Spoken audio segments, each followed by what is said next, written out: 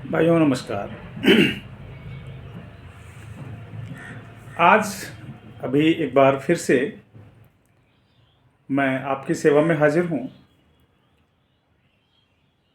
आज बिहार के भैया भरत तिवारी जी के फेक एनकाउंटर पर भैया लोगों का क्रोध भड़का हुआ है या भड़क रहा है, और वास्तव में एक आंदोलन तो होना ही चाहिए। लेकिन अफसोस की बात यह है कि जब हम अंग्रेज़ों के खिलाफ अस्त्र उठाए थे या हमारे पूर्वज अग्रज उठाए थे, तब दुश्मन बाहर के थे। आज दुश्मन अंदर के हैं, और आज फिर से उनके जैसा त्याग और बलिदान ये करना उचित नहीं है। तब हमारे पास संविधान नहीं था, आज हमारे पास अपना खुद का संविधान है। और हमें 5 साल में, अंग्रेज तो आए थे तो उनका तो लाइफ टाइम था, जब तक वो मारे पीटे या काट के भगाए नहीं जाएंगे तब तक वो नहीं सुधरेंगे। लेकिन हमारे पास हर 5 साल में, और 5 साल में नहीं, हर 2 से ढाई साल में सत्ता परिवर्तन करने का अधिकार है।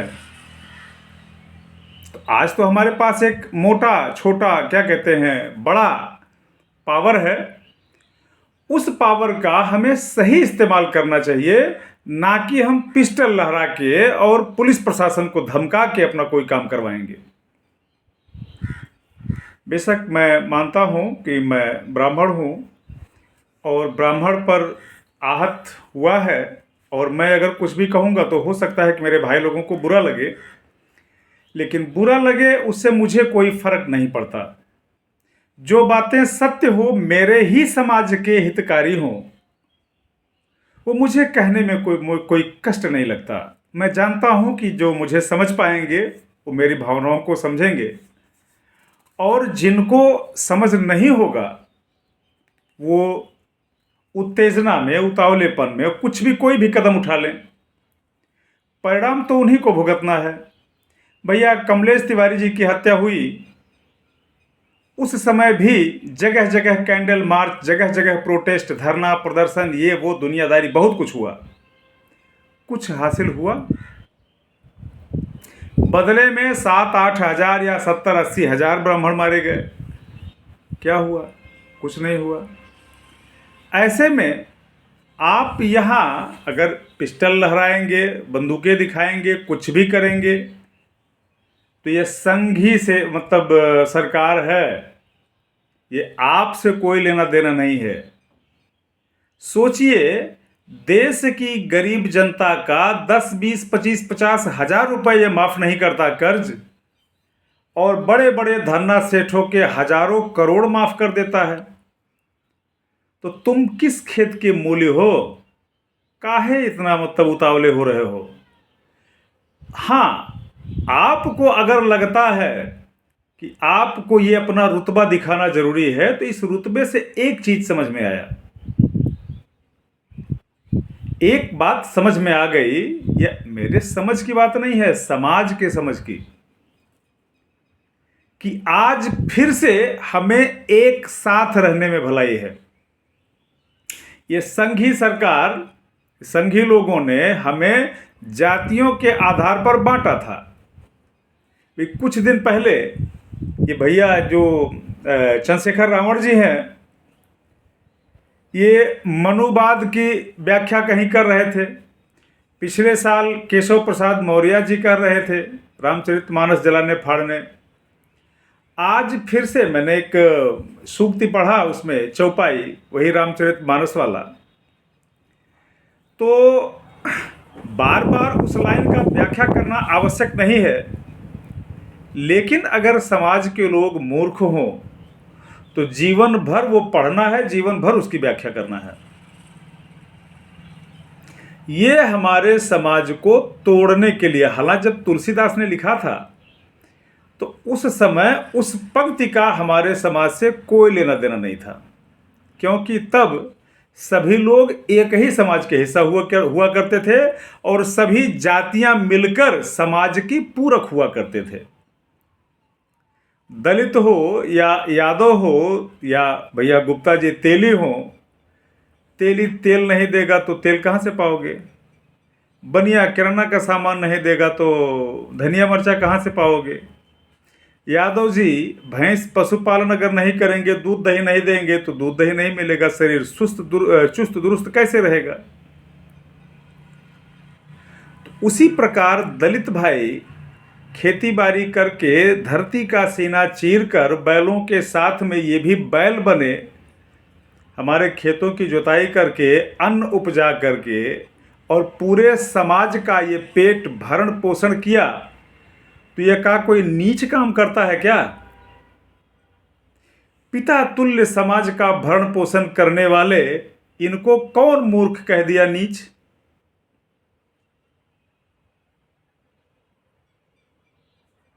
वास्तव में क्या कहते हैं, विष्णु जी को सृष्टि का पालनहार कहा जाता है। तो जो सृष्टि मतलब समाज, पूरी धरती की बात है और यहाँ पूरे समाज की बात है।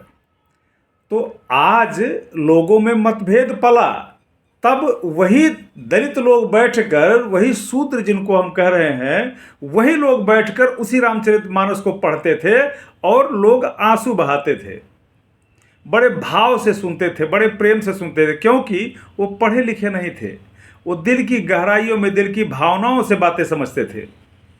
आज जब पढ़े लिखे मूर्ख बेवकूफ़ धरती पर जन्म लिए, उसके बाद समाज में ये विसंगतियां पैदा हुई, बातों को तोड़ना मरोड़ना घुमाना सीखे। अरे मैं भी पढ़ा लिखा हूं,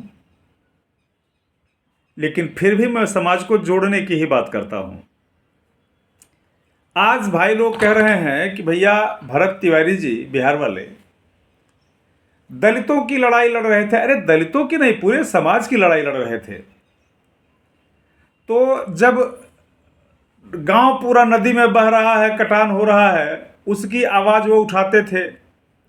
खेत खलिहान, अस्पताल, नाली, रोड, चकरोड, सब की आवाज़ वो उठाते थे।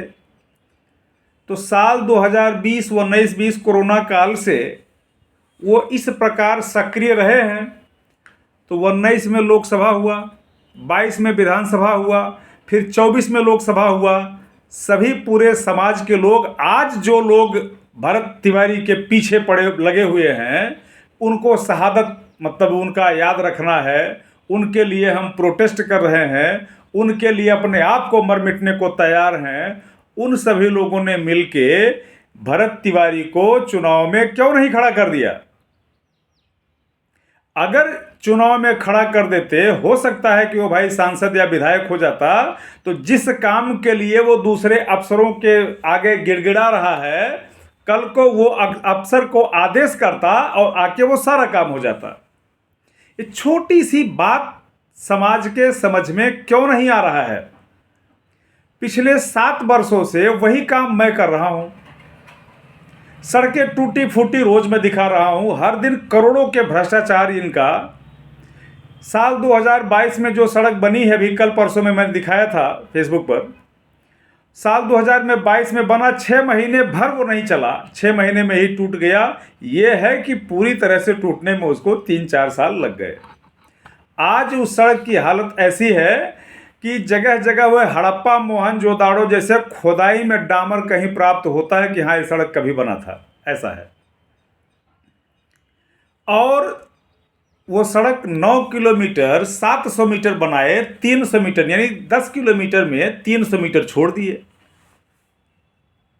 और 300 मीटर साल 2024 लोकसभा के बाद, लोकसभा में तो पत्थर डाल के उस पर डामर छिचकारे थे। अरे भाई, छिचकारना शब्द भी एक है। तो ऐसा करके उन्होंने लोकसभा का फतेह कर लिया। अरे कोई ज़रूरी नहीं है कोई 300 मीटर में पूरे देश का लोकसभा हो जाएगा। ऐसे ही जगह जगह आप अपने स्थान का देखिए, ये इतने कलाकार हैं, पूरे क्षेत्र समाज पूरी धरती पर इनका यही प्रक्रिया रहा होगा। आप जहाँ जहाँ जाएंगे विकास ऐसे ही पाएंगे। ये कहानी है। अभी 300 मीटर लोकसभा के बाद ये बनाए हैं और बाकी ये 9 किलोमीटर 700 मीटर फिर से वो टूट गया। अब 2027 का विधानसभा में वो 9 किलोमीटर बनाएंगे। 24 तक आते, ओ क्या कहते हैं, 29 आते आते फिर ये 300 मीटर टूट जाएगा। नहीं, उसी में आधा बनाएंगे आधा छोड़ेंगे। एक ही समय में साल 2024 के लोकसभा चुनाव, क्या कहते हैं, 22 का विधानसभा था या 24 का लोकसभा था, दोनों में से थोड़ा कन्फ्यूजन हो गया। साल 2022 का विधानसभा था और विधानसभा चुनाव रहा हो या लोकसभा रहा हो, कुछ भी रहा हो, पिपरा झहराव एक गांव है बांसी के पूरब में, वहाँ एक टाली माटी गिरा के, और पाल साहब के कोई भतीजा हैं या बेटे हैं, अजय पाल या कौन पाल जो भी हों, तो अभिषेक पाल जी, ये गए वहाँ रेलवे लाइन का उद्घाटन कर दिए और पूरे जिले में हर जगह से मिठाई बांटना शुरू हो गया, रेलवे लाइन चालू। और 2022 में रेलवे लाइन चालू हुआ था। 24 में तो फिर से वो बनाए हैं, क्या नाम है, गोरखपुर शामली एक्सप्रेस वे। अब एक ही क्षेत्र से एक आप हाईवे 4 लेन 6 लेन का निकाल रहे हो और दूसरा उसी जगह पर आप रेलवे लाइन निकाल रहे हो। ना हाईवे का काम शुरू है ना रेलवे लाइन का काम शुरू है। रेलवे लाइन का तो चल भी रहा है। अरे भाई 4-5 साल हो गए तो कुछ तो करोगे ना। जनता एकदम मूर्ख थोड़ी है, जनता को कुछ ना कुछ देखना है, तो ये कुछ ना कुछ दिखाते रहते हैं। अभी एक गांव का वीडियो आया है मेरे पास, पता चला कि जब गांव के बरसात के पानी का निकास था रेल परियोजना में, उसमें माटी डाल के पाट दिया। अब बारिश का मौसम आने वाला है और बरसात का पानी बहेगा कैसे भगवान जाने। तो ये तमाम सारी कहानियां हैं। अगर हम पिछले 7 वर्षों से मैं वही कर रहा हूँ। मेरे पिताजी एक्सपायर हुए और उनका विकास भवन के ब्रांच में 75,000 रुपये थे। डेथ क्लेम या जो भी कागजी कार्रवाई था उस कंप्लीट करके जब पैसा मुझे मिलना हुआ साल 2017 में, तो उसी समय मोदी जी का वो नोटबंदी चल रहा था। नए नोट छप के आ नहीं रहे थे। इन्होंने कहा कि एक स्मार्ट बचत ले लीजिए, पॉलिसी मोदी जी की बहुत बढ़िया है। तो हमारे पास उसके पहले LIC का एक 25,000 का वो क्या कहते हैं पॉलिसी था। दूसरा मैं PPF में जमा करता था, अपना निजी क्या कहते हैं प्राइवेट प्रोविडेंट फंड या पब्लिक प्रोविडेंट फंड जो भी हो, उसमें जमा करता था। और इधर से इन्होंने जबरन 25,000 का ये कर दिया स्मार्ट बचत। और जैसे ही ये तीनों, कोई ज़रूरी नहीं है कि मेरा ही देख के समाज पर तमाम लोगों पर दबाव था, रेवेन्यू जैसे ही इनका जनरेट हुआ, मेरा तो 25,000 ले गए, भैया का 50,000 ले गए, मेरे ही गांव के हैं। ऐसे ही पूरे जनपद से लोग, बैंक वाले कर्मी जिनका 25,000 50,000 1 आध 2 लाख 4 लाख है बैंक में जमा है, उनको बुला के मैनेजर साहब ऑफिस में चाय समोसा पानी पिलाते थे, चाय पिलाते थे। और आप तो बड़े काबिल, बड़े होनहार ये करके तारीफ करते थे और उनको टोपी पहनाते थे स्मार्ट बचत वाला। अधिकांश लोगों का मैंने चेक किया है कि जिन्होंने एक बार स्मार्ट बचत में पैसा दिया है उसमें से अधिकांश तो पॉलिसी डेड ही हो गई होगी, चला किसी का नहीं। हो सकता है कि एक आध कोई चला भी रहा हो, अभी RTI लगाओ तो पता चलेगा। तो ऐसे में अब उसी समय मोदी जी 3 लाख फर्जी कंपनी बंद करा दिए। जो इनको इलेक्टोरल बॉन्ड नहीं दिया वो कंपनी पर ताला लग गया। तो तमाम कंपनी विलीन हो गई, छोटी छोटी कंपनियां खत्म हो गई। और उसी बीच में हमारी भी एक कंपनी थी जिसमें मैं काम करता था, ड्यूटी करता था। मेरी कंपनी खुद की नहीं थी, मैं जिसमें जॉब करता था, तो उसको छोड़कर मुझे भी आना पड़ा। ये कहानी इस तरह से बेरोजगारी बढ़ी और जितने बेरोजगार हुए उनमें से अधिकांश तो बूथ प्रभारी, भंडारा अधिकारी, मंडल अध्यक्ष, कोई कमंडल अध्यक्ष, ऐसे लोग बनते गए और अपना अपना पद ग्रहण करते गए। उसी बीच में गौशाला वाला शुरू हो गया। अब जगह जगह गाय को भंडा घेर कर, अरे महाराज ये तो हमारे, अब भाई फेसबुक पर सोशल मीडिया पर नाम करना, रील बनाना, नाचना गाना, ठुमके लगाना, ये सारी चीज़ें एक कला, मतलब क्या कहते हैं, अपना अपना प्रोपोगंडा फैला के लोगों ने खुद को हाईलाइट किया। उधर से वो गया, जगह जमीन जो कुछ था, पहले यही समाज, यही भाईचारा, यहीं के लोग, सबको आने जाने का रास्ता था। पूरे गांव में जिसका दरवाज़ा बड़ा होता था उसी के गांव में गांव भर के लोग आके खटिया डाल के, कोई चटाई डाल के पूरी रात सोते थे, कहीं किसी को कोई दिक्कत नहीं था। आज सबको एक अलग सा सनक सवार हुआ है, लोग बाउंड्री कर रहे हैं। तब चोरी ज़्यादा हुआ करता था, लेकिन तब एक दूसरे के घर पे जिसका दरवाज़ा बड़ा होता था, सब के सब उसी दरवाजे पर खटिया लगा के सब वहीं सोते थे। कोई खटिया लगा के, कोई वैसे चटाई डाल के, सब पूरे गाँव के लोग घर द्वार छोड़ के सब वहीं एक ही बाबा के द्वारे पर सब वहीं सोते थे। तो ये वो दौर था। अच्छा, तब एक दूसरे के प्रति किसी के दिमाग में बुराई और ये चढ़ाई पता नहीं था। दूसरे गांव से झगड़ा हो जाए, पूरे गांव के लोग मिलकर झगड़ा करने जाते थे। आज तो आपका अगल बगल में किसी झगड़ा हो जाए, पड़ोसी आपका भाई नहीं बोलेगा, पड़ोसी बातें छोड़ दीजिए। तो मतभेद समय के साथ बढ़ा और इसमें पढ़े लिखे लोग समाज में कूटनीतिक चाल चलते गए और इनका उनका धन हड़प करते गए। लेके जाओगे नहीं एको धूल, सब यहीं छोड़ के जाना है। रही बात, जैसी कर्म करोगे ना, फल वैसा ही भुगतना पड़ेगा, उससे चूकना नहीं है। ये हम लोग भूल सकते हैं, वो जो ऊपर वाला थर्ड एम्पायर बैठा हुआ है वो नहीं छोड़ेगा, उसको हर पल की खबर है। बस इतना है कि हमसे जाने अनजाने में कोई गलती ना हो, बस हिसाब तो पूरा देना पड़ेगा। यहाँ जो हम लोग हर दिन बातें करते हैं, ये हिसाब किताब लेखा जोखा कर्ज उधार जो करते हैं, इससे कोई मतलब नहीं है। फाइनली हिसाब तो वहीं देना पड़ेगा, ईमानदारी का और बेईमानी का, कर्मों का हिसाब वहाँ होना है। इस नाते अगर करना है तो फिर अच्छे विचार रखिए। तो मैं वही कह रहा था कि गांव-गांव में घूमकर अभी 3-3 लोगों को जहर की सुई लगाई गई। यही अस्पताल के कर्मचारी, बाबा मेडिकल कॉलेज माधव प्रसाद त्रिपाठी, जनपद सिद्धार्थनगर, 22 मई, अब गूगल करके आप देख लीजिए, पता चल जाएगा।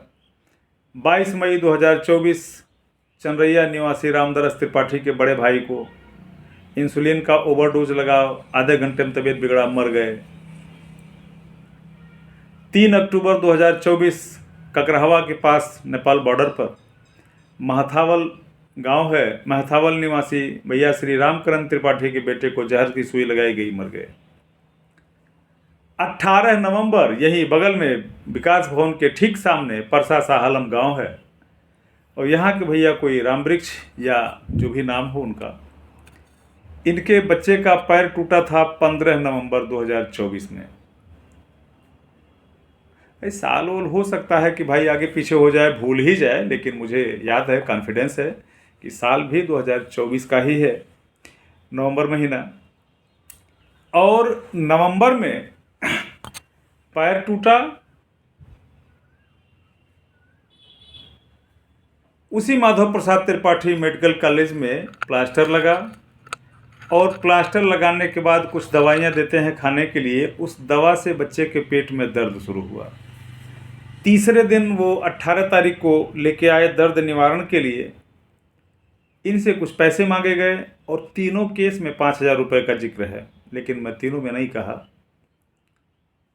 आखिर में कोई इलाज के लिए आएगा, ऐसे काहे कोई जहर की सुई लगा देगा, कुछ तो कारण होगा। तो तीनों में यही इनसे पैसे की डिमांड की गई, तीनों केस में पैसे नहीं दिए। भाई सरकारी अस्पताल है, किस बात का पैसा।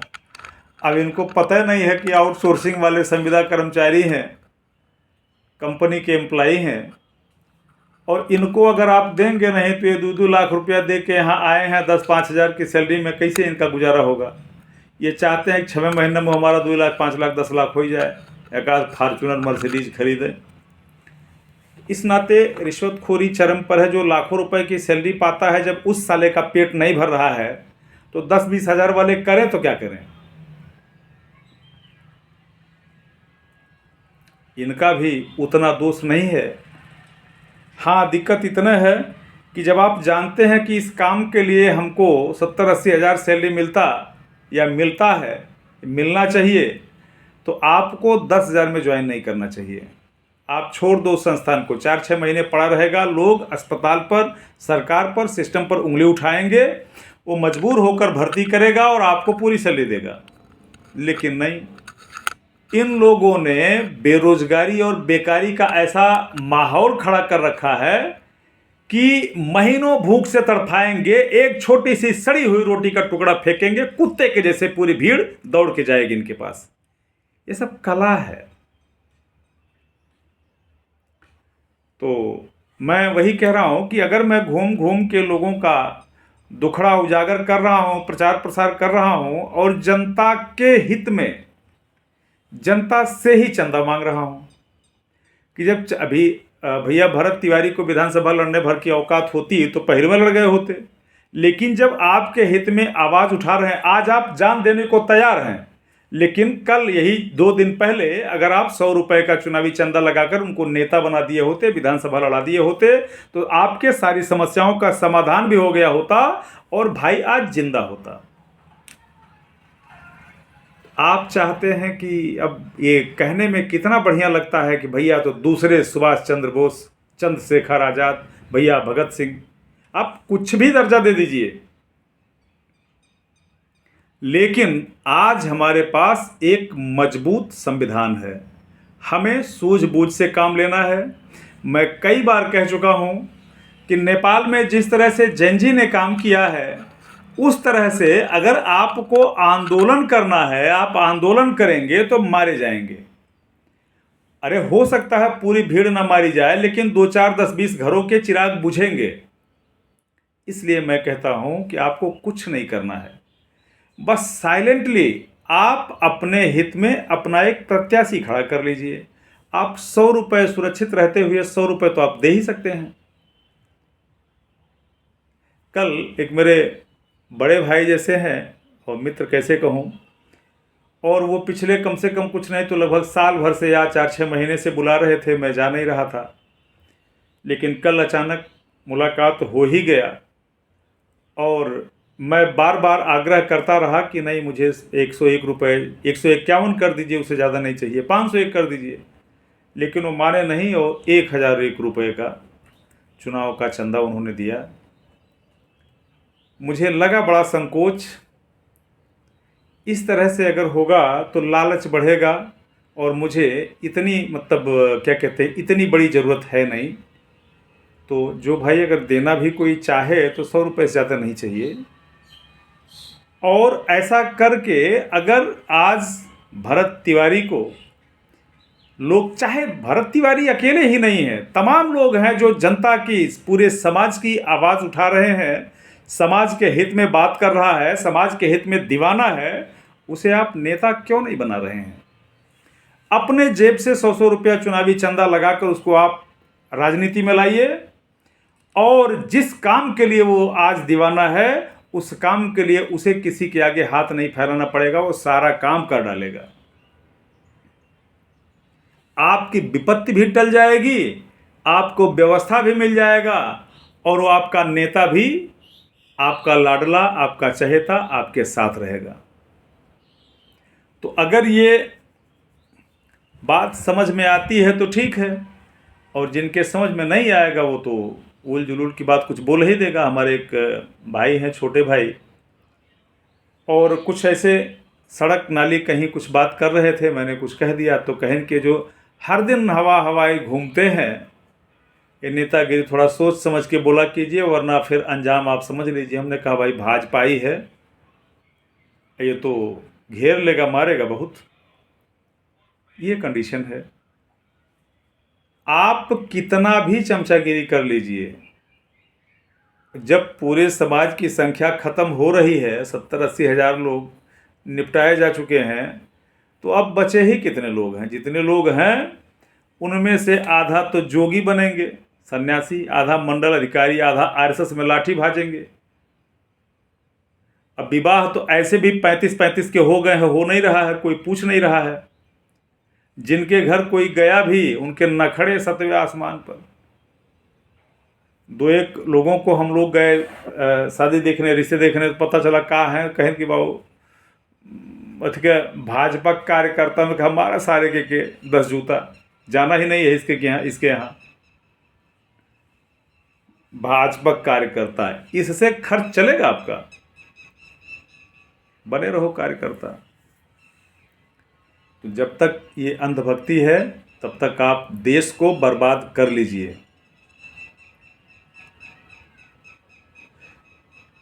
बाकी बातें तो बहुत सारी हैं, जैसा आपको समझ में आएगा वैसा आप करेंगे। बातें लंबी हो गई तो गुस्ताखी माफ़ हो। अगर आपको प्रदर्शन करना है, प्रदर्शन कीजिए, जान का जोखिम है, ये आपको पता है। सत्ता पर अगर उंगली उठेगा, सत्ता हताहित होगी, पीड़ित होगी, परेशान होगी, तो आप ठोक दिए जाओगे। लगा लो जोड़ कितना भी। हालांकि इसमें मेरा भी नुकसान है, मैं तो सत्ता में हूँ नहीं कि मैं चैलेंज कर रहा हूँ, मैं आपको सतर्क कर रहा हूँ बस।